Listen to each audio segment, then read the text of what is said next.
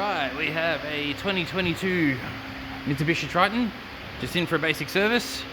I was just on the oil filter. Horrible spot. I've got to remove that tray under all this. Could have been done better, but this is an example of why sometimes the mechanic calls you and says, hey, we found something while we were doing the job.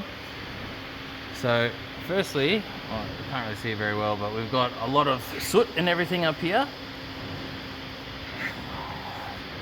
And the culprit is our intercooler.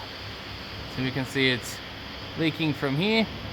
Well, actually it's leaking from the pipe up there, which we can't really see from here. And the soot is traveling down and then across. And then it's all been blowing up over here. So I don't need to worry about the AC condenser. That's not it, it's the intercooler. So we need to do that. And then inspecting everything else. The shocks, they're gone. Look how much gases and everything has come out. Other side not so bad, but we have to do them in pairs. And on the rear end, this is the rear shock. You can see we have a gap between the body and the bush. There's not meant to be a gap there, and it's even worse on this side. Like this is, it just popped out.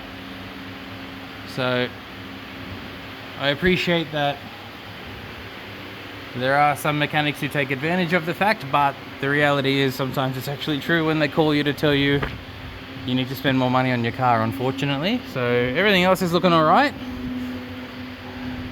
Probably going to need a belt in the next 2 services, but apart from that, yeah, shocks front and rear.